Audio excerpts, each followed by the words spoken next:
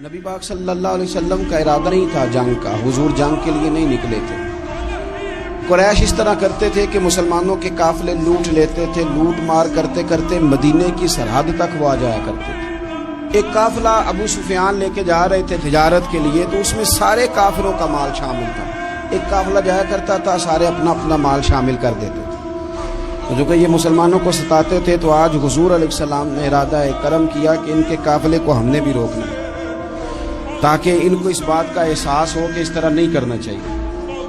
اس قافلے کے لیے نبی پاک صلی اللہ تعالی علیہ وسلم نکلے، جنگ کا تو ارادہ ہی نہیں تھا۔ 313 لوگ حضور کے ساتھ تھے، اور سواریوں کی تعداد اس طرح کی تھی کہ بعض اوقات ایک ایک سواری پر 3 لوگ سوار تھے، تو 2 آدمی سوار ہوتے تھے، تیسرا پیدل چلتا تھا۔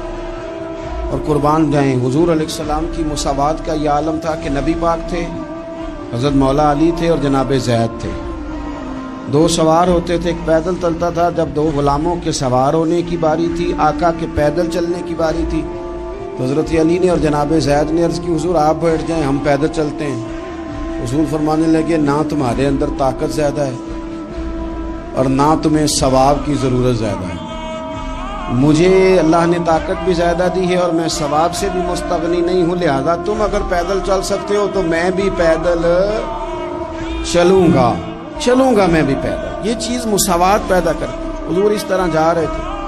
ابو سفیان بڑے تیز آدمی تھے۔ جب پتہ چلا نا کہ مسلمان حملے کے ارادے سے آ رہے ہیں، تو ایک بندہ جلدی سے دوڑایا، مکے جا کے بتاؤ تم سب کا مال میرے پاس ہے، تو مسلمانوں نے حملہ کر دیا۔ خود اس طرح کیا کہ جس رستے سے وہ جا رہے تھے، وہ رستہ بدل کے رستہ کوئی اور اختیار کر لیا۔ قافلہ بھی بچ کے نکل گیا۔ اہل عرب کا طریقہ تھا ایمرجنسی اعلان کرنے کا، ہمارے ہاں بھی طریقہ ہے، بریکنگ نیوز ہے نا جی، چور آ گیا۔ پھر وہ کئی دفعہ صحیح بھی آتا ہے تو لوگ یقین نہیں کرتے۔ ہر شے کی تو بریکنگ نیوز ہے، اور کھولیں تو بیچ میں سے کچھ بھی نہیں نکلتا، نیری نیوز بھی نہیں نکلتی، بریکنگ کیا نکلنی ہوتی ہے۔ اس لیے میں کہتا ہوں کہ میڈیا کی ہر بات کو تسلیم نہ کر لیا کریں، سوشل میڈیا پہ چلنے والی ہر خبر کو نہ مان لیا کریں۔ یہاں تو اتنا عجیب حال ہے، ہمارے ایک بزرگ عالم دین ہے، بیچارے پچھلے دنوں وضاحت دے رہے تھے، خود بیٹھ کے کہہ رہے تھے میں زندہ ہوں بھائی، کسی نے میڈیا پہ خبر دے دی کہ میں فوت ہو گیا ہوں۔ وہ کہہ رہے تھے مہربانی کرو مجھے سونے دو، سارا دن ٹیلی فون آتے ہیں اور لوگ مجھے ہی فون کر کے میری تعزیت کا پوچھنے لگ جاتے ہیں۔ تو اس طرح نہ کریں، کیا صرف تھوڑا سا میڈیا چلانے کے لیے جھوٹ بولا جائے؟ بہرحال انہوں نے جو بندہ بھیجا تو بریکنگ نیوز کا وہاں بھی ایک طریقہ تھا۔ اونٹ کے کان ناک کاٹ دیتے تھے، اپنے کپڑے پھاڑ لیتے تھے۔ اب اونٹ بڑے زور سے چلاتا تھا، جب اس کا ناک کٹ جاتا تھا، اونٹ چلاتا تو لوگ گھروں سے نکل آتے۔ اب وہ جو بندہ ابو سفیان نے بھیجا تھا، اس نے جا کے اپنے اونٹ کے ناک کان کاٹ دیے۔ لوگ دوڑے، باہر نکلے، پوچھا کیا ہوا، تو اس نے کہا نکلو تمہارا تو مال سارا لوٹنے لگے مسلمان۔ ابو سفیان بچ کے نکل گئے تھے، انہوں نے پیغام بھی دیا کہ میں بچ کے آ گیا ہوں، اب آنے کی ضرورت نہیں۔ لیکن انسان کو جو چیز سب سے زیادہ پستی میں لے جاتی ہے وہ اس کا تکبر ہوتا ہے۔ تو مینوں جانتا ہی نہیں، تجھے میرا پتہ ہی نہیں، یہ لے ڈوبتی ہے چیز لوگوں۔ انہیں بھی لے ڈوبی، انہوں نے کہا جی آپ نہیں واپس جانا، اب چلو۔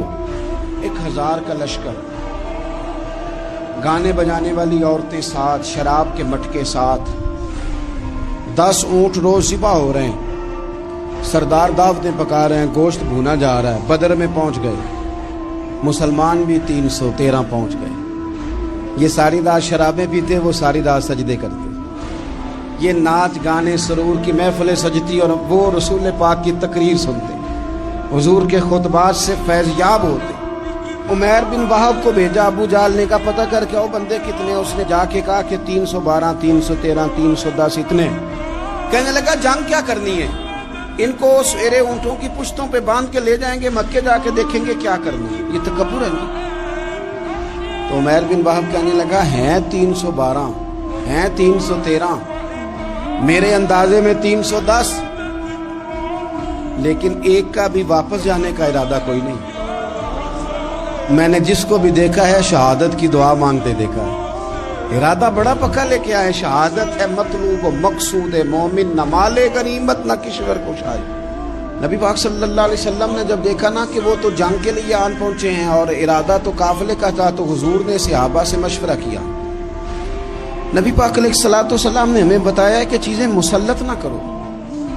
ہم نہ اپنا مسلط کرتے ہیں، یعنی تراویح پڑھنے والا بندہ دوسروں کو بڑا گھورتا ہے کہ تو کیوں نہیں پڑھتا، تو پڑھ رہا ہے نا تو اللہ سے دعا کر یہ بھی پڑھے، لیکن اپنا مسلط نہ کر. دعوت دے، تبلیغ کر. نفل پڑھنے والا سب کو گناہگار ہی سمجھنے لگ جاتا ہے. عصر کی پہلی 4 سنتے تو کیوں نہیں پڑھتا، تو کیوں. بھائی آپ مسلط کریں گے، آپ رائے دیں اور رائے دے کے سائڈ پہ ہو.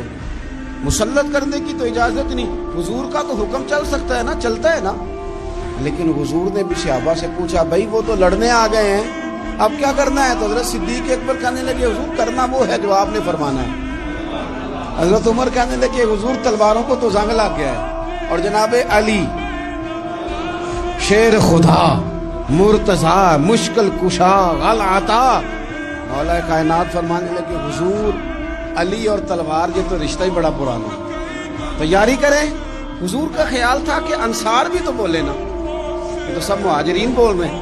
انصار کو جب سمجھ آئی نا کہ اشارہ ہماری طرف ہے، تو حضرت سعد بن عبادہ اٹھے، کہنے لگے، حضور آپ کا اشارہ ہماری جانب ہے؟ فرمایا ہاں. کہا یا رسول اللہ صلی اللہ علیہ وسلم، خشکی پہ بھی لڑیں گے اور دریا میں بھی لڑیں گے. حضور انسانوں سے بھی لڑیں گے اور آپ حکم دیں گے تو جنوں سے بھی لڑیں گے. وہ بیٹھے تو حضرت مقداد اٹھے اور کمال کر دی، کہنے لگے یا رسول اللہ آپ ہم سے ارادہ پوچھ رہے ہیں؟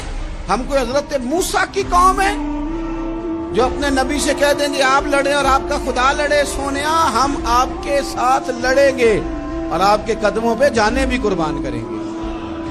نبی کا حکم ہو تو کود جائیں ہم سمندر میں اور جہاں کو محو کر دے نعرہ اللہ اکبر میں. نہتے 313 بشر شوق شہادت میں نکل آئے تھے میدان میں محمد کی قیادت میں.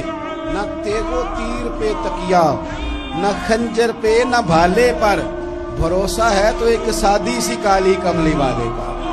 نبی پاک صلی اللہ تعالیٰ علیہ وسلم نے جذبات سنے تو فرمایا چلو نہ چلیں، پر چھوٹے چھوٹے بچے واپس کر دو. ایک چھوٹے بچے تھے عمیر بن ابی وقاص، حضرت سعد بن ابی وقاص کے بھائی، زمین پہ لیٹ کے رونے لگے، سونیا میں نے بھی جانا. کمپیوٹر کے لیے نہیں رو رہے، موبائل کے لیے نہیں رو رہے، نئی سائیکل کے لیے نہیں، شہادت کے لیے. حضور میں لڑوں گا، اب مجھے لے کے تو چلیں. یا رسول اللہ میں طاقتور نکلوں گا، لے کے تو چلیں. ان کے آنسو دیکھ کے حضور نے فرمایا لے چلو نا ساتھ. فطرت مسکرا رہی تھی. حضرت سعد بن عبادہ ایک دوسرے سے کہہ رہے تھے ہم سے لڑنے آیا ہے ابو جہل. جس قوم کے بچوں کی شجاعت کا یہ عالم ہے، اس قوم میں علی کا کیا حال ہوگا اور امیر حمزہ کا کیا عالم ہوگا. یہ ہمارے ساتھ مقابلہ کریں گے یہ لوگ.